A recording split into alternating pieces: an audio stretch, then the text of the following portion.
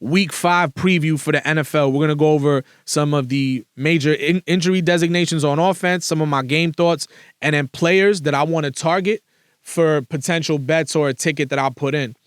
So we got the Bucs and the Falcons for Thursday night. Mike Evans is banged up. No one on the Falcons offense beside Bijan is banged up. So because those guys are banged up, I'll be targeting Mike Evans, and I might be looking at Drake London or Kyle Pitts. Jets and Vikings are going to play 9:30 in the morning. I think it's going to be a get-right game for Breece Hall. I think he has a big game. I think they need to run the ball, get that going. London games are weird. There's no injuries beside Hockenson, whether or not he'll come back for the Vikings. London games are weird, man. I'm going to say it again. Sometimes you'll get a shootout. Sometimes you get a blowout. Sometimes you'll just get real sloppy play. That's the one that I want to see if both these teams go and they're crisp. You know, this is a going overseas type of situation, so it's going to be rough. But I do look for the Jets to pull this one out. You know, I got to stick with my preseason pick. The Panthers and the Bears, right, the teams that have been trading as far as number one picks are concerned. I will be looking for a DJ Moore revenge game. Deontay Johnson is questionable for the Panthers. The Browns and Commanders, and Njoku is still questionable, so that leads me to looking at something with Amari Cooper. I don't think I'm going to play anybody from the Commanders, but, you know, I don't know if the Browns are ever going to get right. Commanders look like they're just about to run them over as well. Dolphins and Pats, Tua's still on the IR. That offense is completely falling apart since Tua's been injured. I think he can come back week 8. I'm going to stay away from any of the props on this game. The Colts and the Jags, Ingram is still questionable, so that makes me lean towards going with Christian Kirk or maybe Brian Thomas as somebody I'd target. Richardson and Taylor are both questionable. I think Taylor missed practice today. So this is one of those games the Jags need to hurry up and get right, especially if Richardson and Taylor are out. They lose this one, I think Peterson is gone. Then we get to two of the big games that we have this week. We got the Bills and the Texans. So this is going to be one of those battles for trying to cement who's going to become the class of the AFC. So the Bills don't have any injuries except for Khalil Shakir, who twisted his ankle in the last game. I'm looking for Keon Coleman to have a big breakout game in this. This is going to be a shootout, in my opinion. I think there's going to be a lot of points scored. The Bills are 1-point favorites. I think that the Texans are going to put up buckets. They got Mixon and Dell are questionable. So, again, that's going to lead to C.J. Stroud throwing the ball. And, of course, I'm pretty sure everybody's going to be looking at this as the Stephon Diggs revenge game. That was the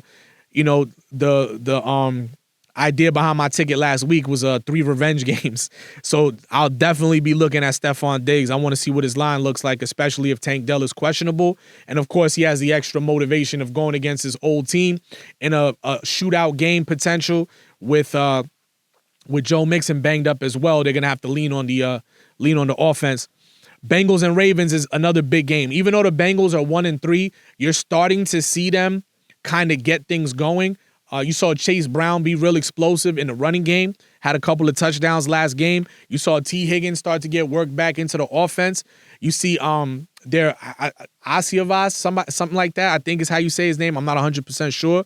Their number 3 receiver. And, you know, you still got Jamar Chase and you got Joe Burrow. Then you got, the Ravens, you know, they're 2.5-point favorites this game. Divisional game. I think it's going to be a close game. I don't think it's going to be a blowout.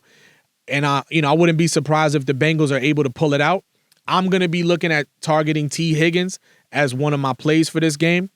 For the Broncos and Raiders, Devontae's questionable, so I'm going to stay away. I'm not going to go with anybody there. Niners, CMC is still out. Kittle is questionable. The news on CMC just keeps getting worse. He's looking at getting different, therapies to try and help regenerate the healing in his legs. And we're talking about tendonitis in both Achilles, so we're not sure when he's going to come back. Trey McBride is banged up for the Cardinals, so I might look, depending on what the line looks like, for Marvin Harrison Jr., but not somebody I'm targeting. I'm only looking for like 4 to 5 plays that I really like. Giants and Seahawks, Neighbors and Singletary is questionable. Neighbors had that concussion last game. Even though he's a spectacular rookie and a great offensive weapon for the Giants, not sure if he's going to suit up. I'd stay away from everybody in this game except for maybe Kenneth Walker III.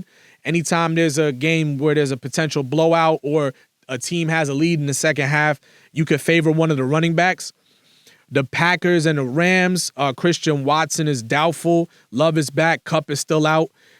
I think the Packers should win this one pretty easily. The Rams are a mash unit. It's going to be hard for them to put up the points necessary if Jordan Love gets it cooking.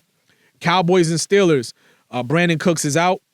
Makes it where Lamb and Ferguson are in play, but Lamb is always in play just because the type of volume that he sees. Russell looks like he's still out. And we'll see how, if Cowboys, their season is falling apart real quick. Then we got the Chiefs and the Saints for the Monday night game. Always willing to target Kelsey. Got to look at Worthy and then potentially Olave for the Saints. You know, could be a shootout. You do have Rashee Rice out. You do have Isaiah Pacheco out. So he's probably going to target Kelsey, his go-to guy. And we're going to still look on trying to get Xavier Worthy in there. So that's my outlook for week 5 of the NFL.